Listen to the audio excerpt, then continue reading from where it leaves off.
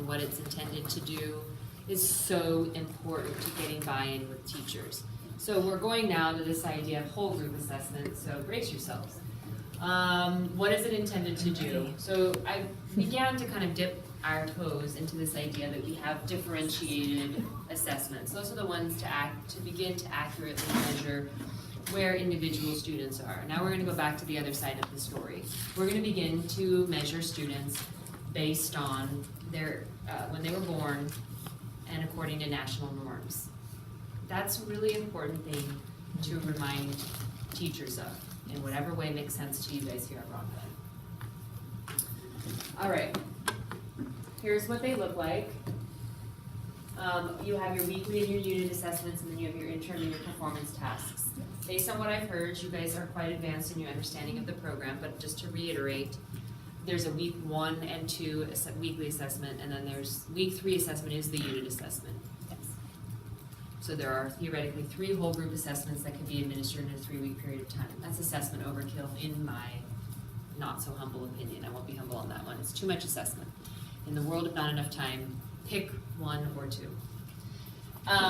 Now, that's over here. On this side of the house, you have your performance tasks, and you also have your interim assessments. Do you want me to tell you when the interim assessments are appropriate to administer? Mm-hmm. Fantastic. It's not my favorite thing to say because it's complicated. Interim 1 is considered to be what we would have historically, before the program benchmark came around, it would be the district benchmark. It's a pre and post, like a BOY and an EOY. It's meant to be given at the beginning of the year and at the end of the year, the same assessment. It's called interim 1 if you give it in print, because you just make the same copy and they fill out whatever it is where they put their answers. If you give it online, if you give interim 1 twice online, you'll erase your beginning of your data. So it's called the interim 1 and the interim 4 online. Interim 4 is the exact same assessment as interim 1, just won't replace your data. When you filter for interim 1 versus interim 2 versus interim 3, you're going to want to remember what I'm about to say, because you won't be able to find it unless you filter to the unit that's supposed to be, that you're supposed to be in around that time. All right. So interim 1 you'll find by filtering to the assessments around unit 1. All right. Interim 2 is cumulative to unit 3. 1 to 3, you can give interim 2. Interim. Say that one more time. I know. At It the end doesn't, of it's unit not 3. helpful to our brains It's at on all. that crosswalk, isn't it? Units, Yeah. cumulative units 1 through 3 Mm-hmm. would be the time to administer interim 2. Oh. I know. Wait till I say it fast. Then, interim 3 is cumulative through unit 6. So 4 through 6. Oh, it's No, just 1 through 6. Oh, 1 Or to two. 6. 1 through 6. And then, if you're giving it online, at the end of unit, whatever you get through, you would give interim assessment 4. Let's just talk online for a minute. Interim 1, beginning of the year. Interim 2, after unit 3. Interim 3, after unit 6. Interim 4, end of year. And that's why we did it on a cross. That's how. I Yeah, was gonna because we're say. like, we Yeah. did that. Okay. All right. We're on it. What is this? This is a screenshot of either the standards or the framework. It's the standards. Okay, measuring college and career readiness. High rigor. Here's what Kelly Dykstra was saying to me yesterday. If we are expecting that students are mastering these assessments, we're not honoring the fact that historically students were not college and career ready, and that is a fact. It cannot be argued with. Go talk to the people who are running remediations at the local junior colleges. Go talk to UC schools. I had all A's at Del Oro High School, and I went straight into a remedial English class. Okay, so the fact is that students were successful, whatever that meant to us as teachers. And I was over. I loved Del Oro. I had a wonderful career, to be perfectly honest with you. But they were very inspirational, I would say. That's what I remember the most about high school. I watched Cool Hand Luke a number of times, if you get what I mean, right? It was like very inspirational and metaphorical, and I had a pile of really great things to say, and I didn't really know how to say it very clearly, which is why I went immediately to a writing class. So this idea of college and career readiness is very disruptive to our, whatever we think being successful looks like. We have to really kind of reimagine it. And what Kelly said is she said out loud about teachers, one thing she's encountering is the question was, do you want your students to be most successful right here in front of you while they have you, or are you thinking about how they're gonna be successful once they're no longer in your classroom? And this idea of how we, you know, in the littles, what I hear teachers are saying is, where's all the cute literature? And when I work with middle school and high school teachers, where are the novels? They want to teach literature and novels. And I asked a teacher, and it was a hard conversation, and I have them every single day. I didn't ask her, I told her this, just so you know. I said, the fact is though, once your students are no longer with you, most of them will probably never read another novel again in their life. Very few of us actually go on to be novel readers, very few. Most of us go out and become readers of literature. Men, talk to men. Are they out there in, you know, on Amazon finding novels? I'm all about gender equity, don't you get me wrong. But if you think about how many of your students, go talk to your middle school after reading intervention teacher, how many of my students in my last class, which was a year and a half ago, a class of 28 students, combo 6-8, what did they have in common? They were K-3 readers. 24 of them were young men. So I wonder, you know, this idea of what kind of text is out there, what kind of text have we historically taught during ELA, and how is that really going to serve us once we go out into the world? How frequently in your profession do you pick up a novel as a reference? Never. It's an enjoyable aspect. It has its place. There's a ton of getting lost in a novel study. It has its moment. Don't get me wrong. But when we're talking about real world problems and we're talking about building college and career ready kids, if we go through, we look at demonstrating independence. For your teachers that skipped the review routines, they skipped building stamina during independent workstations, and I can bring up that graphic that I created as another picture guide that can be helpful to teachers maybe. Building stamina, building stamina, building stamina. Do you walk through classrooms where students have stamina in independent reading, independent writing, buddy reading, readers theater? Those are all explicitly taught over the first 15 to 20 days during review and routines. Yes? I would venture to say that some teachers view stamina is the length of time. Yep. As it's not, Yep. can I challenge myself through a rigorous text?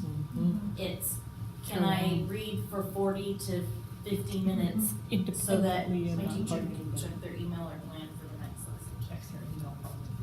And so, but that, to be honest, there's teachers, yeah, they're like, oh, can we build stamina? How far did we make it today? And it's like 40 minutes, you know, it's like, You see it on the board. And and then kids, they're like, this program doesn't build stamina.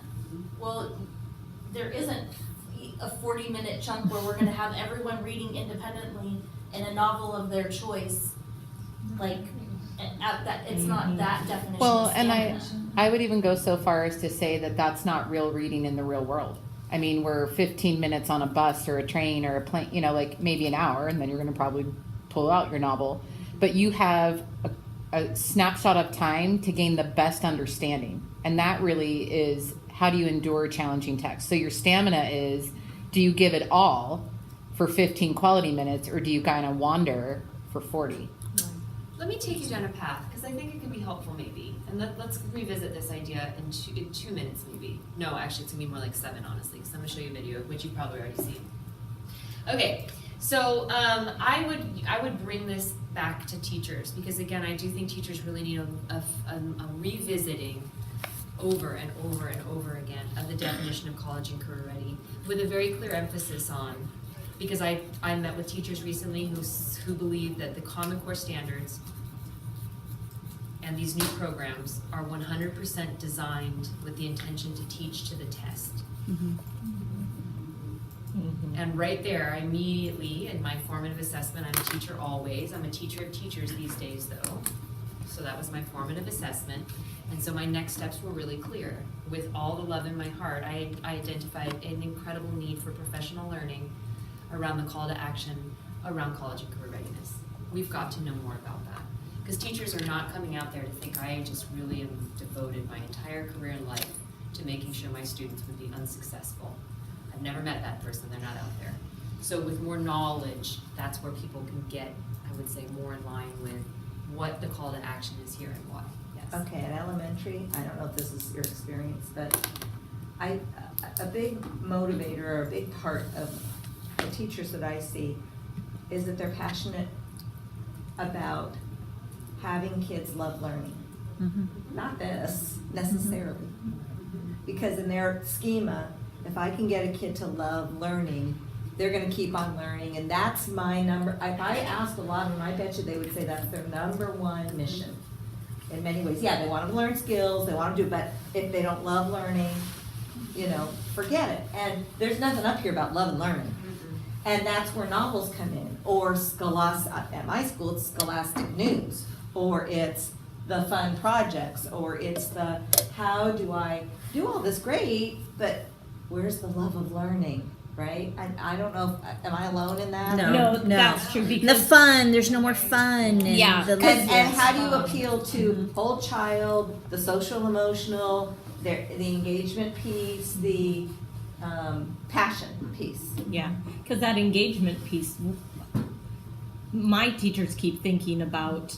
There's no more fun projects. They're not thinking about, ooh, do they really like that text? Are they interested in this topic? Kind of engagement. Are they actively listening and speaking with each other? They're thinking coloring and cutting out and creating. Yeah, I mean, I just worked with a kindergarten group very recently who just disagree that students should be learning about language yet in kindergarten. Because really it's about the social emotional stuff. They should be playing games, they should be doing all of these things. They talked about Finland. Yeah. That's TK that they're doing that. And so, so the thing is, you know, are they wrong? Well, go to Finland. They don't teach reading until much later in life, but they also don't have the same issues that we do here. So there's, you know, my son's in a Waldorf school. Okay, my son is 8, and I wouldn't call him a reader. That was a battle I lost to my ex-husband. Okay, so are they wrong? No, they're not wrong. There is such thing as a whole child. There is this whole other side of the story. And so that's a tough tightrope that we walk. And so how do we take that conversation and bring it into a discourse of acknowledging kind of our greater call to action? And I would argue that there is a love of this new type of learning that's worth inspiring. And how do we find that in our practice? Because we're so used to doing it with certain kinds of resources. And I would very firmly argue we can inspire a new kind of learning that spreads the love around these other types of literacy skills that do help us take a shared responsibility. So here's one of the things that I say to K-1 teachers. If it serves you, great. If not, drop it like it's hot. In 2nd and 3rd and 4th and 5th and 6th grade. So right now I'm speaking to 1st grade and kindergarten teachers. I immediately say, I always ask 1st grade teachers, what's your greatest anxiety? And it's unanimous. Will they learn to read? Yeah. And one of the things I say to them is this: stop worrying about, and it's not the worrying, but why don't we really focus on teaching the joy of reading? Because in this program you can share that responsibility of teaching foundational skills for the rest of their elementary career. And I go through and I show them all the ways that we can share that responsibility, share the responsibility, share the responsibility. And they like it, and they love it, and they're like, oh my God, that's amazing, and thank goodness. And I'm like, so you can imagine all the kids that walked away with gaps and your heart was broken and all the things. Don't worry, we're gonna share the responsibility of that. So too, K-1, we have to share some responsibilities as well. And part of that is making sure that our 2nd graders have some of these other kinds of skills that historically we waited for at that point. And it begins to kind of get their wheels spinning around, okay. But it's just gonna take a lot of time. And I see in my own eyes and in my own brain so many opportunities to do exactly what you're describing, but it's gonna take everybody, there are years of implementation, and that's where we're ending. And I'm gonna open up a little bit more of the smorgasbord of ideas around how do we make these really engaging, inquiry-based, fun, high engagement classrooms, because right now I think we are a little in the doldrums of, right? And that's not my vision of this program whatsoever. I wouldn't come out and talk about a program like that. So that's where we're gonna end. Can I make an analogy? Mm-hmm. Dessert would be awesome all the time, but I would not enjoy it, right? Like in moderation. I have learned to acquire a love of Brussels sprouts, and I've learned to acquire those other things, right? That like as a foodie, like that makes sense to me. That I didn't eat a bite of lima bean as a child and go, wow, this is amazing. But and sure still the at desserts seem good. right? But at 41, I'm still like, well, I can tolerate, I can tolerate that. But I think that like in some of that messaging to our teachers to like meet them where they are in that discomfort is to like kind of give them a perspective that feels like we value how you were trained, we value what you've done, but we have a new student in front of us. And we're responsible to the needs of that new student and whatever that analogy might look like. But I think bringing it to them in a way that kind of like does make it a little lighter, but also sends home a message. And I feel once we get through this implementation, the rocky waters of the initial implementation, it's all in the presentation in the classroom, right? And we go into some classrooms that are fun and the kids are having a great time, and then we go into other ones where you can kind of see that it's, we were talking about readers theaters this morning. Right.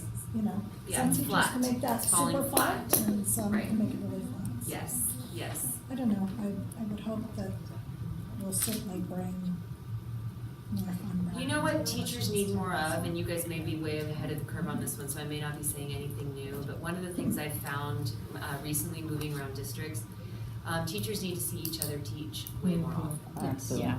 We are so used to our own practice and the way things go, and holy smokes, you go into that classroom where someone's knocking their socks off and the kids are just, it's totally different creatures, same curriculum. That is a big moment. Right. So too, you see the opposite and you go, man, and I hope that, and I know I'm in the land of PLC, that we would see that as an opportunity to support a colleague. Well, and you keep saying that clarity breeds competence, but at the same time, confusion breeds frustration. So we have to realize that that's where we're at right now. There's just confusion, and that confusion comes out as frustration. But with clarity also comes confidence, and competence. So, As a district, we're investing time and resources in instructional rounds, which gives us an opportunity to get into classrooms, gives teachers an opportunity to get into each other's classrooms. And frankly, I'm seeing a lot of really good benchmark work. I'm excited by what I'm seeing. I'm hearing the bits and pieces, probably maybe not as regularly as you guys are, about the frustrations, but I'm also seeing a lot of teachers really embrace it, and a lot of students really embrace it. So there is a lot of good work going on out there, but I think that opportunity, you're right, I really believe in giving each other that opportunity to get into classrooms, because it makes such a difference to see, Huge. either to share the joys and to share the frustrations, because we're in this together. And there's some secrecy around our frustrations sometimes, depending on who we are in our practice. It's usually who we are in our personal lives. Are you the kind of person that's like, we're on the verge of a divorce, everyone, when you go to, whatever. If you're that person, then you're the person going to the lunchroom being like, I'm failing all the time. But then there are those of us who are failing all the time and we will never say a word, and no one knows to help us, and they don't know what's going on, and yada, yada, yada. So I do think that culture, which is beautiful, to share the shared experience. I was working with a district recently. I was working with the superintendent and principals talking about this idea. And I read recently this book, Tribe. I don't know if anyone else. It's not the teacher tribe. It's what's his name? Junger. I don't know what his name is. Sebastian Junger, I think his name is. He's a journalist. I really believe it speaks to so many things. Mindfulness practice, all the things. But he is a journalist, and he went out and worked with war, journaling war. And he came back with PTSD and had to go through his own experience of what that meant In his own curiosity around PTSD, he started to be a journalist documenting the experience of our veterans who are coming home. And statistics like more of them commit suicide than die in combat, and what's going on with our vets, etc. So he started to look at the science and psychology of veterans historically. And one of the avenues that it took him down was measuring general well-being during times of incredible strife, like war times, versus average happiness times, like the ones we find ourselves in here in America, where our happiness is actually quite low. Anxiety is at an all-time high, so too is depression, so too is a lot of things. And it's very simple, actually, and it's harder to solve than it is to understand. But the very simple reality of human nature, and these minds that get us into more trouble, I think, than they solve, is that humans desire purpose. And that actually, we are happier the harder we work. But we will not work hard when we don't know why. And that's why soldiers in war are happier while at war, while they're getting their limbs blown off, and there's this, because there's a sense of purpose. And our teachers have a lot of confusion around what our purpose is. Why am I using this program? What is college and career readiness? Why are we teaching and writing and doing all of these things? Education has such an incredible opportunity to be transformed by a common purpose, but we need that clarity. We need the clarity of the why. That's where I started this morning, and it's where I'll end. But that was a huge aha wake-up call for me, because I was like, that's what we need here. So I read it over the summer, and then I brought it back to my practice, which is the moral compass for teachers is so clear. If we can make those connections for our teachers, that's where we're going to see people, the call to action being much clearer. Here's another thing I want to share with you also. How do we handle failure? No, don't do that to me, friend. It's supposed to start automatically. That's not cool. Well, oh, there we go.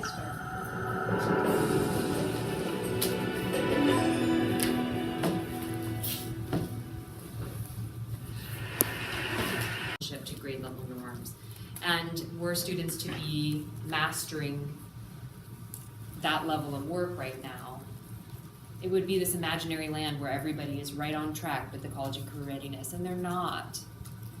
And I'll tell you, I would rather know that now in second grade than, $15,000 into my child's first year of college.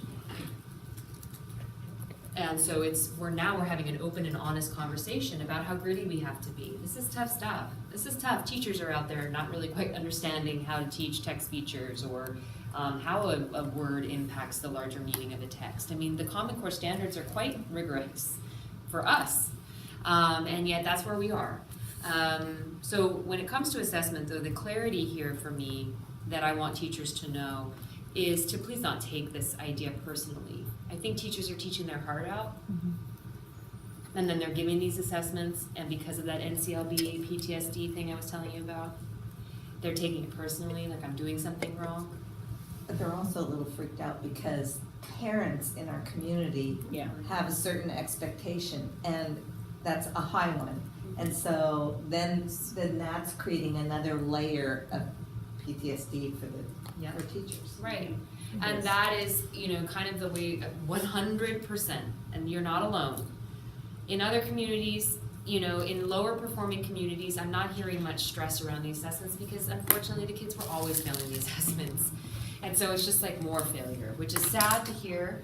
But here now, it's most frequently the high performing districts where I'm starting to get a lot of emails about what the heck's going on with those assessments. And it is a huge area where communication has to be kind of rolled out.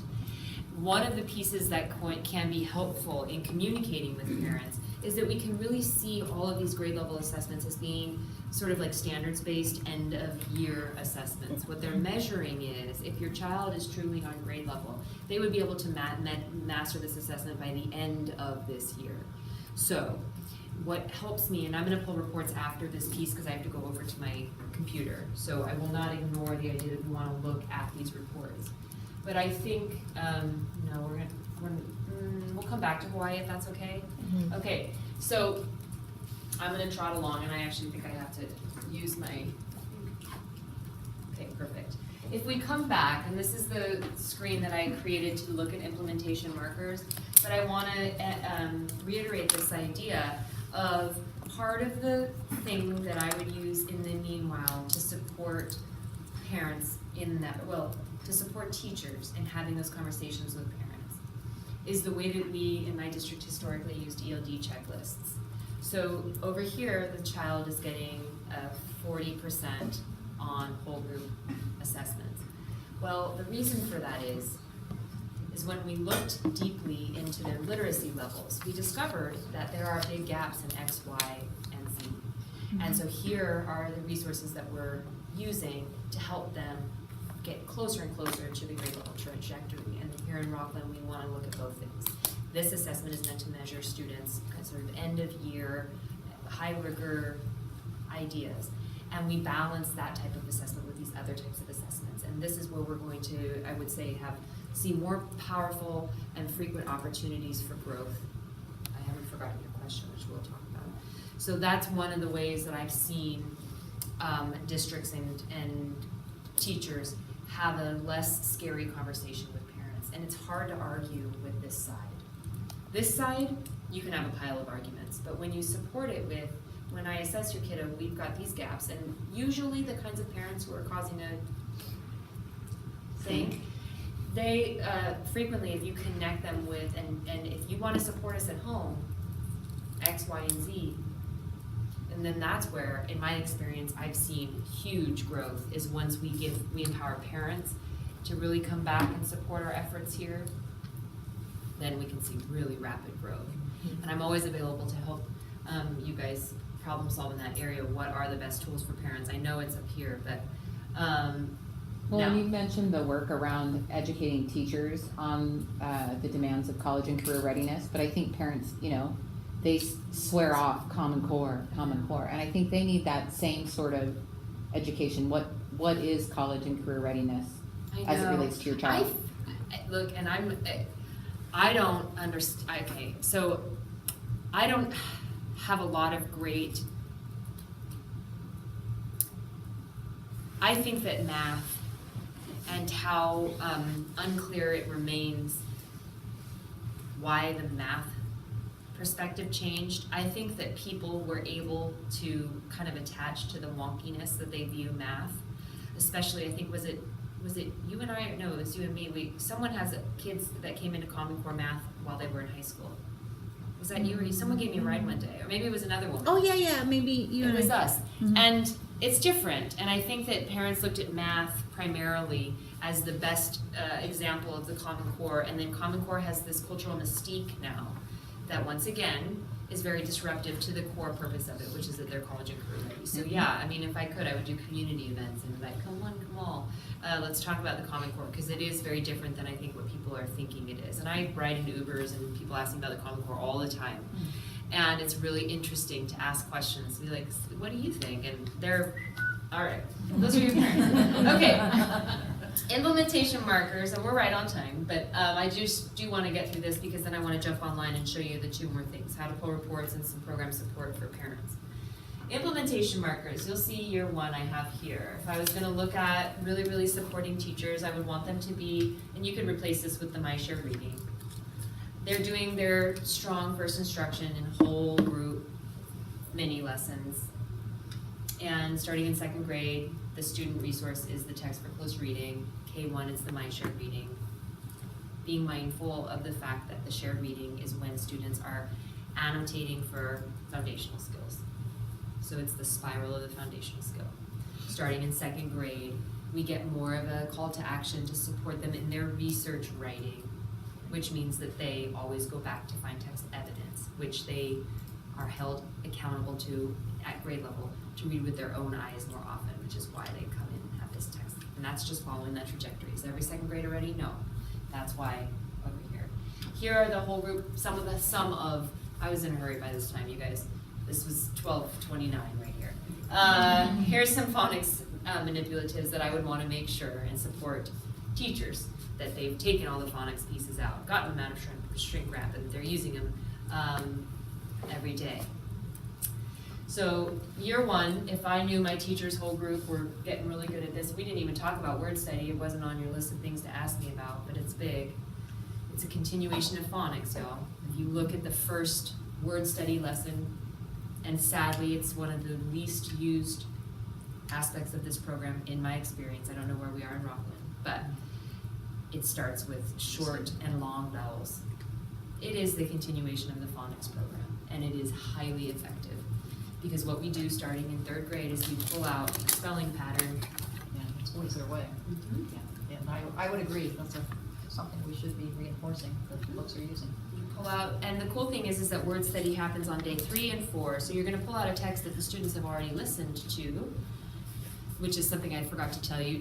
Don't round robin, don't popcorn read, don't do that. This is just like the teacher did in the model earlier.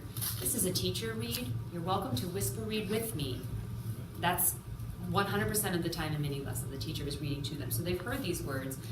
By the time you get to word study, I'll tell you the students have read the text a minimum of 4 times. So it's gonna be a 5th read.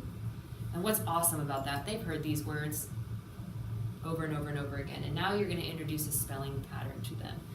Like I said, it's the continuation of 1st grade. So it starts with long A and short A in most of the grade levels. And, I'm sorry, short E, long E, or short E, long A. And they go through and they learn, they're introduced to a variety of different reasons why the vowel will say its name, whether it's vowel teams or the, silent E or whatever it is. They introduce the spelling pattern, and then kids go back into the text that they've already read to hunt for words that follow that pattern. That's day 3. On day 4, it's a fresh read called the word study read. And when I go out and I support teachers, that text is frequently empty because spelling is another siloed aspect, and I find teachers wanting to go use their previous programs for that.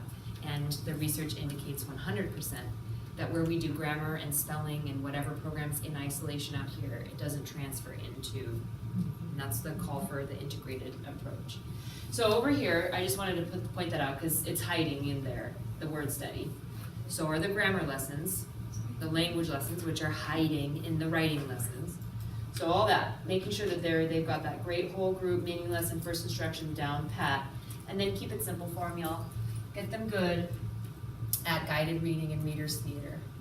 And for your K1, and then there are some there's a decodable story as well for 2nd grade, but it lives in that resource too. Get them good at that phonics piece as well. And this would be what I would want, and I invite you to think of year 1 as next year. I wouldn't want to add anything more to this story yet until I knew my teachers had this stuff down pat. And I don't just mean these resources, but there is a pile of classroom management here that's implied and not understood by many, all right? So that's my year 1 idea. And then year 2, you're gonna see some other things pop up. I don't know why my presentation has a mind of its own, but down here, I added the intervention kit. And this goes to every single benchmark teacher. So I do see people taking it out and going and putting it in sped classes, and that's fine. But the idea is that eventually, I think our teachers could be so skilled that would be something that they could use within the classroom as well. You've got the phonological awareness of phonics and context. You've got the grammar, spelling, and vocabulary. You've got worksheets. You've got advancing phonics. You've got Heidi songs. This is on the menu today. You've got your best and your brightest who are ready for these. But if I was going to talk about professional learning here in Rockland, and if I was going to say that the teachers also need a guaranteed and viable curriculum, I would say that that was what we would want to be, we want to guarantee, because it's viable. And what are you going to do once they've learned that? Add these pieces, okay? What about your ELs? I put a question mark here.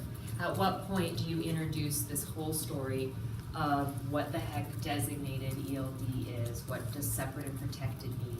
And I just put a question mark there for you. I don't know. For us right now in implementation, when we did our initial, we focused on the embedded, or not embedded, integrated ELD and mentioned the resources and kind of just showed briefly the designated, but then left the designated more towards resources for our specific EL teachers.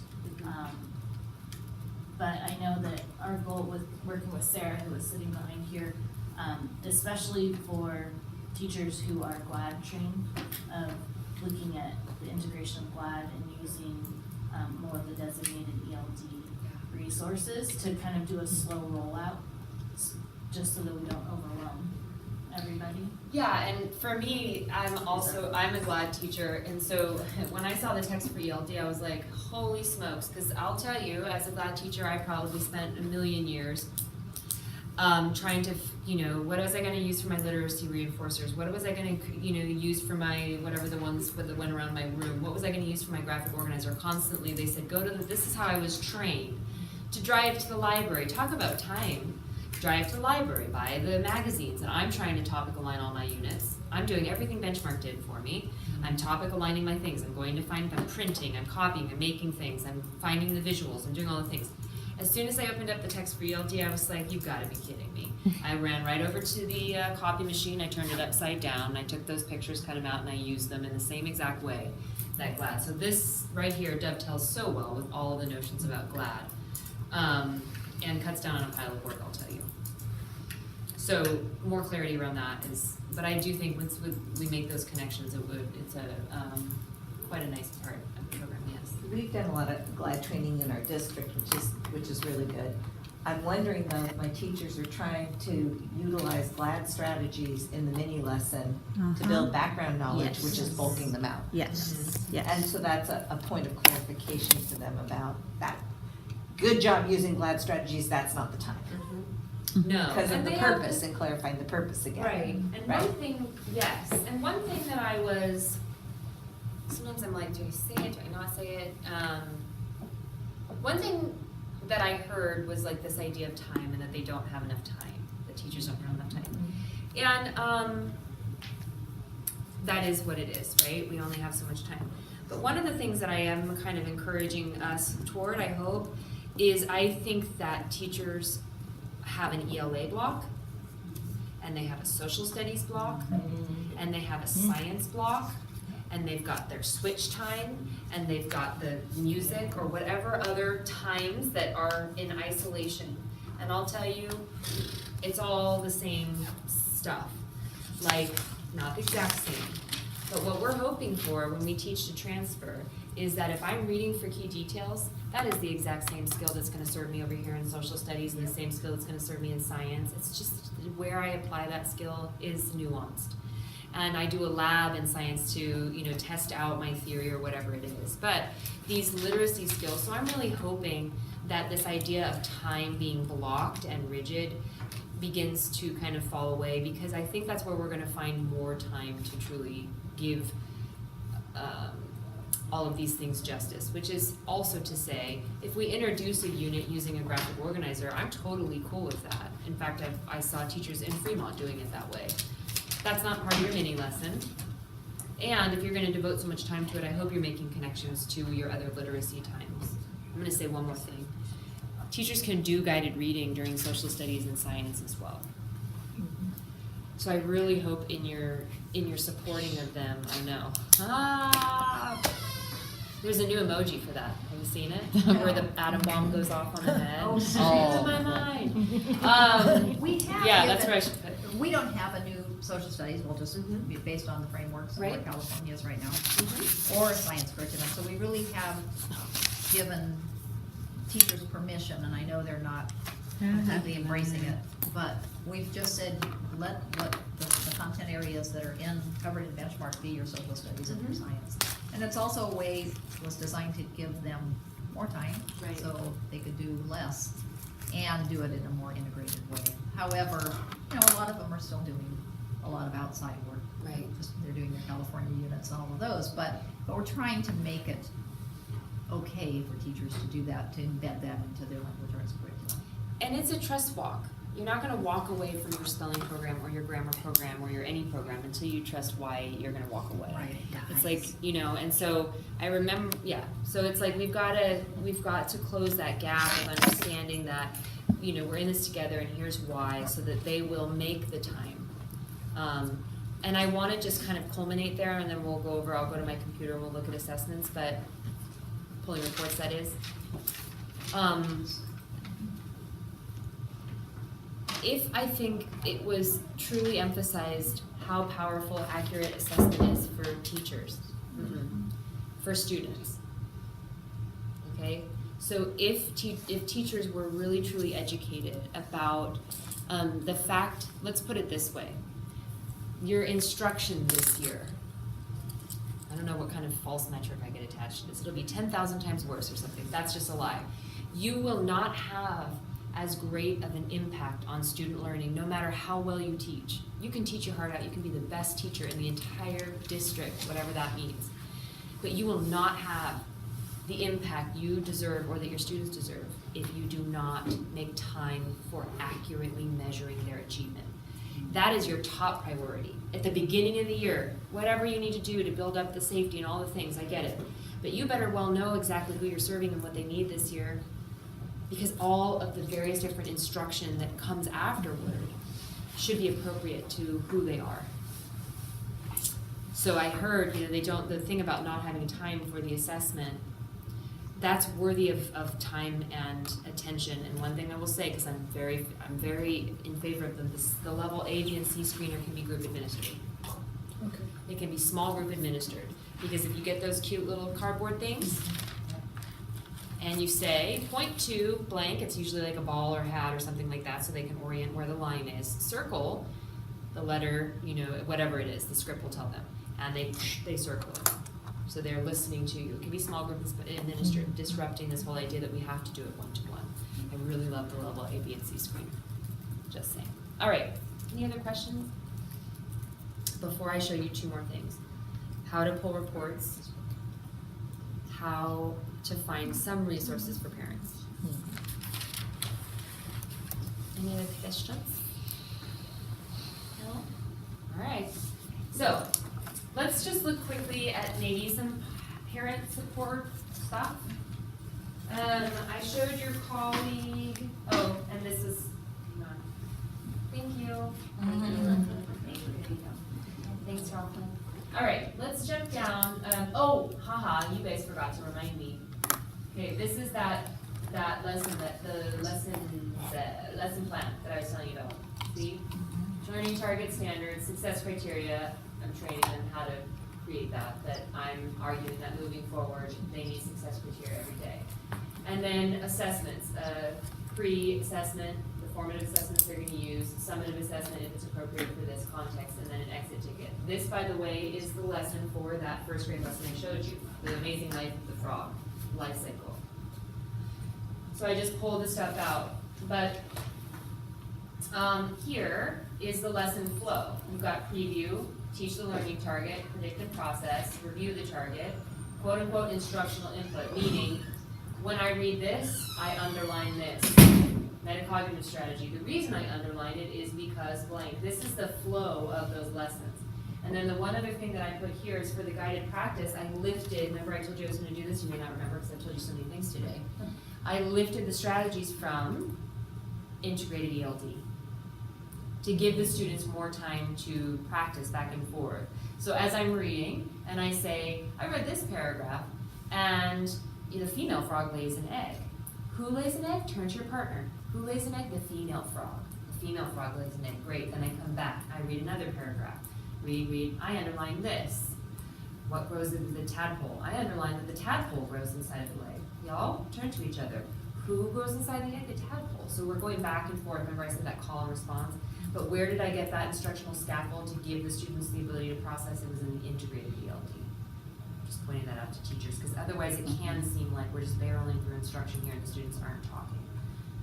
We turn over to the integrated ELD for those additional speaking and listening strategies. All right? Okay. Now, how do we pull reports?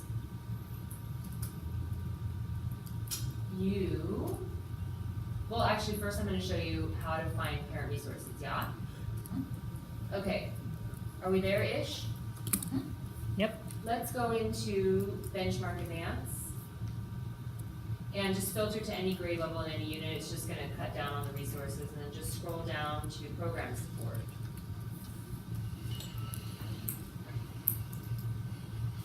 I'm gonna start there. I just wanna show you this, research. That's important for you. For connecting teachers to the why. There's a pilot research on which this program is based, much of it I referred to today.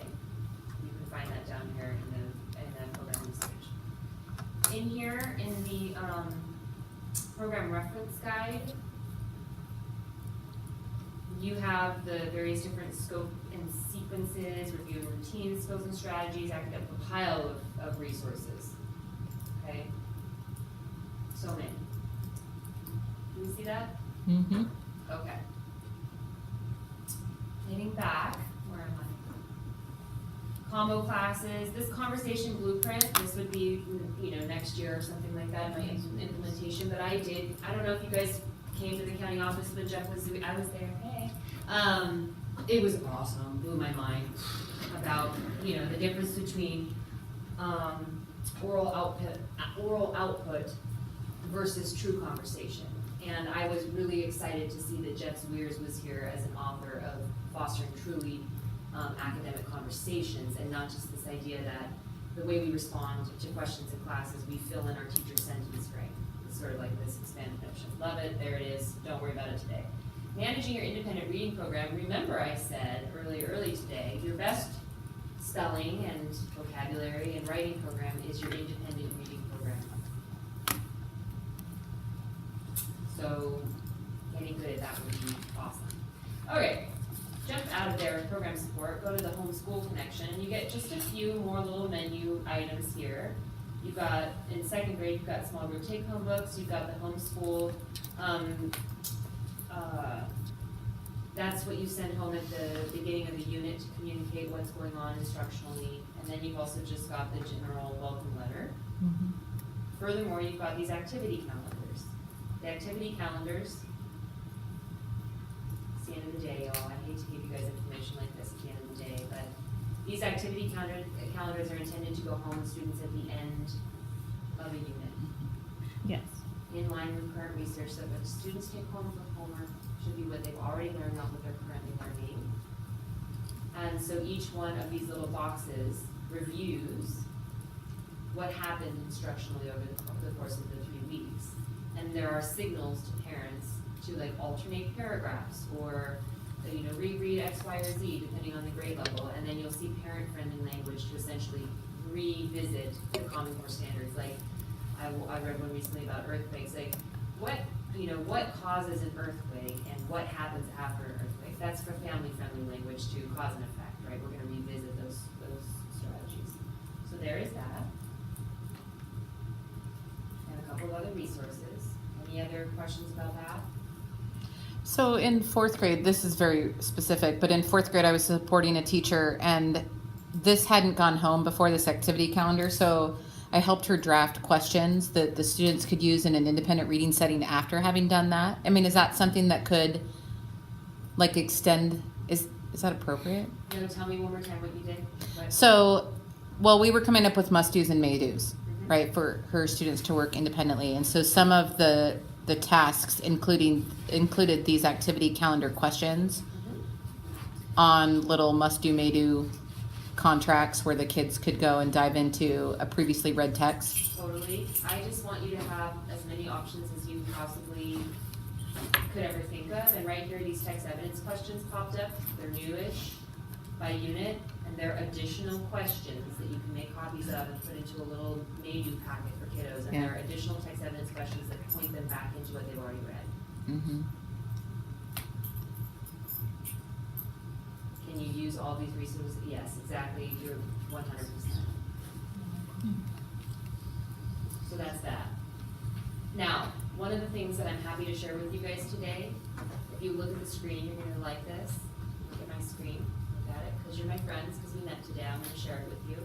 This particular resource is in there. There's a bunch of other resources. It's called Benchmark Shares, Comment Shares, Quickly Only, I'll share it with you, I will give you view access only. If there's something in here you wanna edit, you have to make a copy to your own drive. But one of the things in here is a folder full of videos, little silent videos of me I'm on a plane or a train or somewhere going somewhere. And a teacher has emailed me and said, how do I assign materials? How do I customize materials? How do I access assessment data?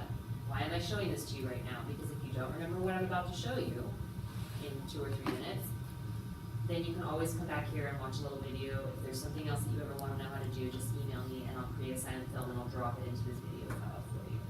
So the way that we access assessment data, just so you know, watch my screen. I'm going to show it to you real quick. This is a mini lesson. If you want to go and reinforce your learning and deepen it, you can go watch the video. The way you find assessment data is you go into the reports. It's on the dashboard. Once you have gotten into the reports feature, there's not a lot there for you. You want to go to the dashboard. Once you're in the dashboard, and you look at the assessments that have been administered. So first you gotta administer the data.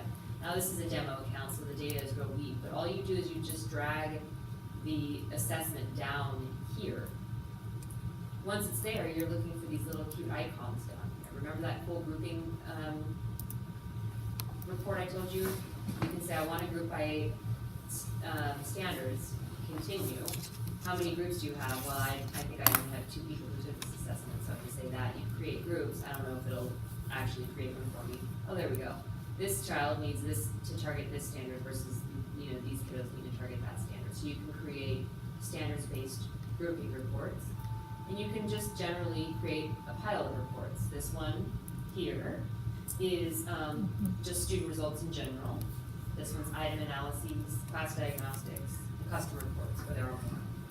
And all I did is I just took the assessment, I dragged it down, and I started to just click these little icons down here, and it will help me identify which kind of report I want to create. If you forget that, don't you worry. You can find the video of how to find that. There's also the video in here of how to grade constructive responses, because if you give a unit assessment or an interim assessment online, the students have to write a passage. The teacher has to grade it before their results will come up. How do they grade it?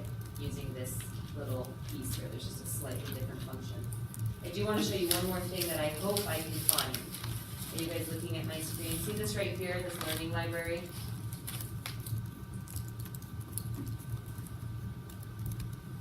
Is that new? Yeah. Okay. I'm like, I haven't been on reports for a little bit, so I'm like, wait, is that? Reteaching lesson grade 4, distinguishing important information. These are more reteaching opportunities for I would call it tier 2 intervention. Going back and revisiting the whole group standards-based instruction. How did she get there? She got there by going into the reporting function and going to the learning library and filter to grade level, and you can filter to whatever else you want. So it's the exact same lesson, you're just reteaching? Mm-mm. No, can you show me what that looks like?